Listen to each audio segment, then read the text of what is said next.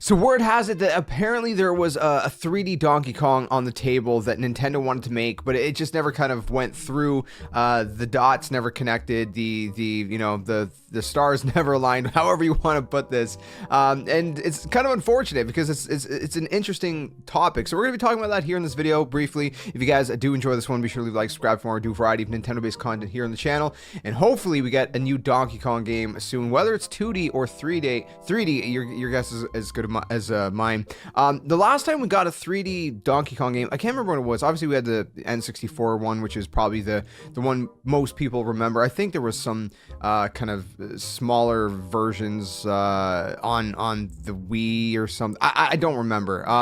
With the bongos and stuff, I can't remember if that was 2D. No, the bongos was 2D. I did play that one, but I think there was another one after that, which I think could have been 3D that I skipped out on. But again, I can't remember. But anyways, this is coming from, reported from My Nintendo News.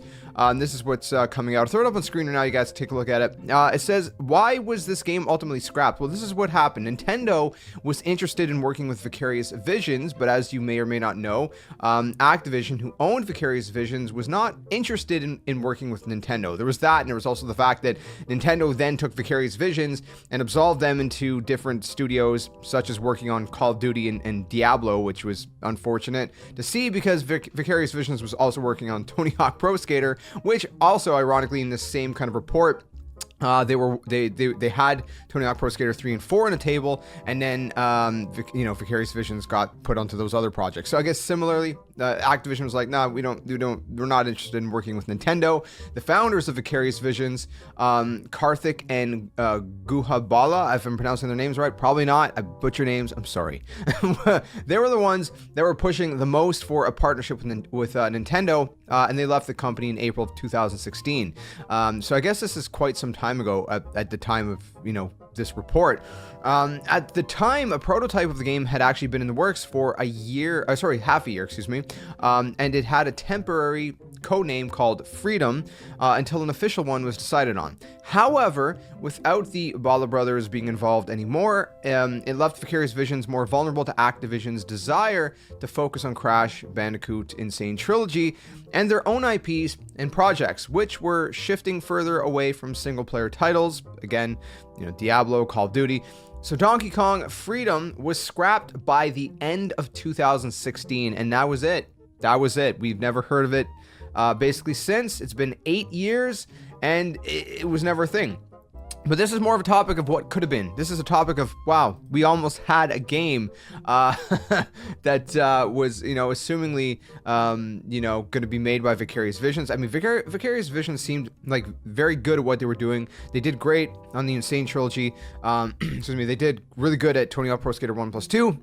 Which bums me out that they never got to do 3+4 also, and it also bums me out that they never got to do this, because this would have been a cool partnership. Obviously, Nintendo's partnered with Ubisoft, for example, to do the whole Mario plus Rabbids kind of mashup with those two games that have come out. And this would have been cool to see, to see how that would have turned out. I think Vicarious Visions would have done a good job, probably, especially looking at how they've handled, Crash Bandicoot. They've done, like I said, great job there. But I don't know. It is what it is. We may or may not ever see the light of day of this thing. Maybe Nintendo kind of salvages general ideas of it. Maybe not. There was a whole thing where, like, apparently Donkey Kong was gonna ride, slide down vines with banana peels under his feet, and I guess from what I understand, Miyamoto's idea behind that was so he doesn't get like vine burn on his feet or something. I don't know. It just sounded like some cool concept. So it's a little bit disappointing that this never happened, but what can you do? That said, we are definitely, overdue for a new Donkey Kong game. So hopefully that gets announced soon. I think there's going to be a direct in June, most likely. We're getting to the kind of end of, we only have 2 games really left, big IPs for 2024 that are coming out very shortly. Of course, we have Paper Mario 1000 Year Door. We also have Luigi's Mansion 2 HD. And after that, we got really nothing. So I'm pretty sure that Nintendo's going to come out in June and announce some more stuff for the second half of 2024. It's usually what they do. And maybe, hopefully, there'll be a Donkey Kong game in there. Maybe not. We'll see. If you enjoyed this one, leave a like, subscribe for, and I hope to see you guys soon in another one. Tell your friends. Game on. See you guys later.